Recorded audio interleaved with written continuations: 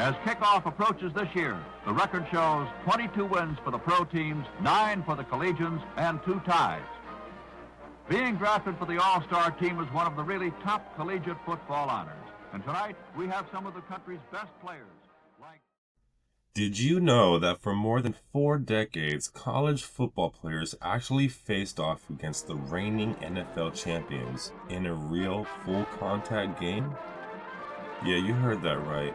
Not an exhibition for charity or fun. This was the Chicago Charities College All-Star Game, a gridiron tradition that once stood as one of football's greatest summer spectacles.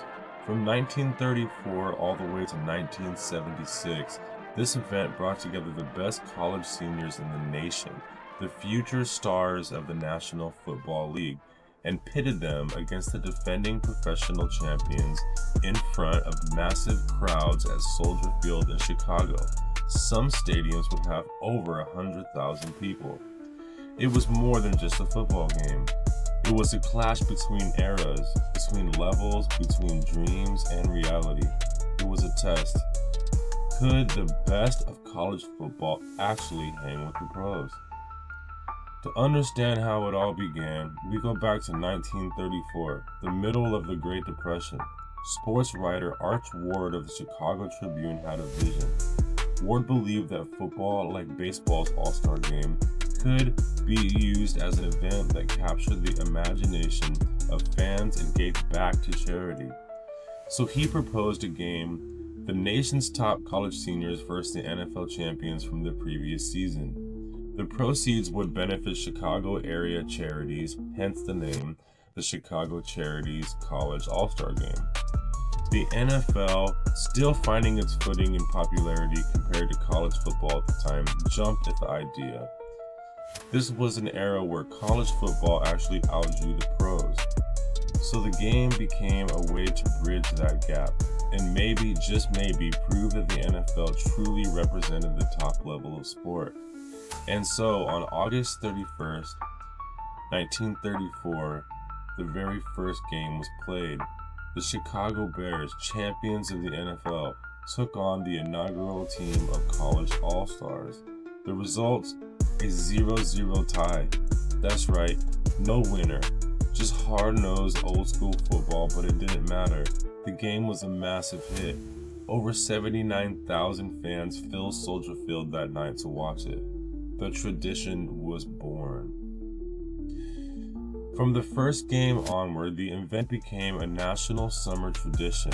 Every year, some of the biggest names in college football, soon-to-be rookie sensations, would line up against the defending NFL champions. Players like Otto Graham, Doak Walker, Paul Hornung, and later Roger Staubach and Dick Butkus all played in this game at some point before their professional careers began. And while the pros dominated the series overall, 31 wins for the NFL, 9 wins for the college all-stars, and 2 ties, there were moments where the college kids pulled off the impossible. One of the most legendary upsets came in 1963 when the college all-stars defeated the reigning NFL champion Green Bay Packers 20-17. Think about that. A group of college kids beating Vince Lombardi's Packers, one of the greatest dynasties in football history. That victory remains one of the most iconic moments in the game's long history, and it would also stand as the final time the college all-stars ever won. Through the 40s, 50s, and 60s, the All-Star Game wasn't just a preseason event. It was the summer football event, broadcast nationally on television, covered in newspapers coast to coast, and attended by massive crowds.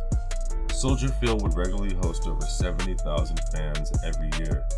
It was a symbol of optimism, college players stepping up to take their shots against the best in the world. But as the decades rolled on, things started to change, both in football and in society.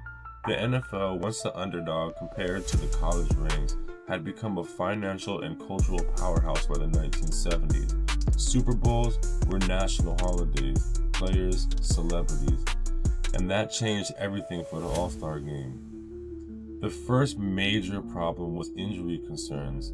As players' salaries rose and the draft became a multi-million-dollar process, NFL coaches grew nervous. Why risk their newly drafted rookies, the future of their franchises, in a preseason exhibition game? The All-Stars weren't even under contract yet. If they got hurt before ever signing an NFL deal, it was a disaster for everyone involved. Imagine a first-round draft pick going down before his rookie season even starts. That fear became very real. The second problem was money. With players' salaries skyrocketing, so did insurance costs. Covering both the college all-stars and an NFL team became more and more expensive. The game was meant to raise money for charity and not lose it. And finally, there was timing. By the mid-1970s, NFL training camps were more complex and structured than ever before. Their defending champions couldn't afford to interrupt their preparation to play a team of college kids who hadn't practiced together for more than a few weeks. The magic that once surrounded the event began to fade. The last game was played in 1976. The defending Pittsburgh Steelers, coming off of a Super Bowl victory, faced the college All-Stars. It wasn't close. Pittsburgh dominated from start to finish, shutting out the All-Stars 24-0. It was a statement, and unknowingly, a farewell. During that final game, something symbolic happened. A severe thunderstorm rolled over Soldier Field, bringing torrential rain and lightning. The crowd scattered and the game was called off before it was officially completed. Many saw it as fitting, almost poetic end. The storm literally washed away a 42-year tradition. Soon after, organizers announced that the Chicago Charities College All-Star Game was officially discontinued. The risk outweighed the rewards, and football has simply evolved beyond the event's original purpose. But even though it's gone, the legacy of the Chicago Charities College All-Star Game still echoes through football history. It represents something pure, a bridge between two worlds, a chance for young players to test themselves against greatness, and for fans to see the future of the sport collide with its champions. Think about the rosters. Every single year, the field at Soldier Field was filled with names that would go on to define football: Hall of Famers, record holders, and legends. It was also a unique cultural moment. One of the last times the NFL and college football shared the same stage, literally and symbolically. Today, we see rookies jumping straight into minicamps and preseason games, but back then, this was the true introduction to the big leagues. And for Chicago, it was more than just a game. It was a civic event, a summer celebration that combined sports, charity, and community spirit. Arch Ward's original vision that football could bring together people and do good came true for more than 40 years. So the next time someone tells you there's nothing new under the football sun, remember this forgotten chapter, when college kids stood toe-to-toe with NFL champions under the Chicago lights. From 1934 to 1976, the College All-Star Game gave us an underdog story, legendary matchups, and a unique kind of drama that the sport may never see again. In the end, the professionals finished with 31 wins, and the College All-Stars took 9, and the 2 ties, of course. The last college victory came in 1963 against those mighty Green Bay Packers, and the final whistle blew in 1976 when the Steelers shut out the All-Stars 24-0, closing a remarkable chapter in football history. The game may be gone, but its spirit, that belief that anything is possible on the gridiron, lives on in every rookie chasing his dream today. Because once upon a time in Chicago, the amateurs took on the pros, and sometimes they even won. I appreciate you listening to the Sportsaholic podcast here on YouTube. If you've made it this far and you haven't subscribed, please do that for me. It means a lot. Until next time, peace, y'all.